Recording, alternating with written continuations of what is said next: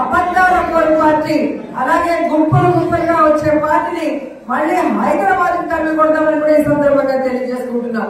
ఎందుకంటే వాళ్ళంతా non local politicians.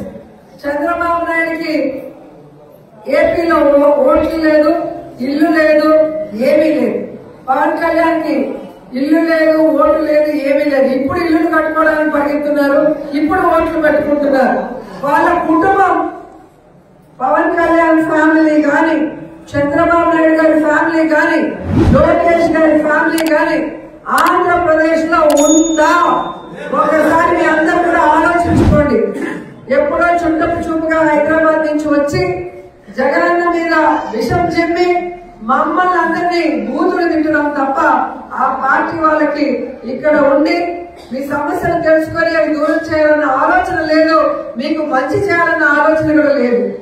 ఈరోజు జగనన్న మంచి ఆలోచన ఉంది కాబట్టే ఆయన పుట్టినప్పటి నుంచి అదే పులివెందల్లో వాళ్ళ తాత నుంచి వాళ్ళ నాన్న నుంచి జగనన్న వరకు అందరూ అక్కడే ఓటేస్తున్నారు, అక్కడే ఇల్లు కట్టుకున్నారు.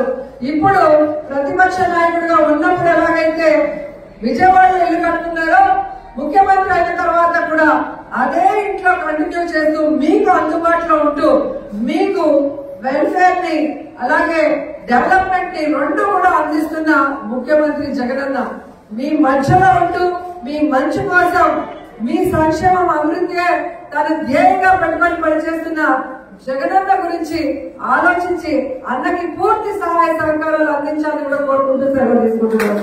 జై జగన్, జై జగన్.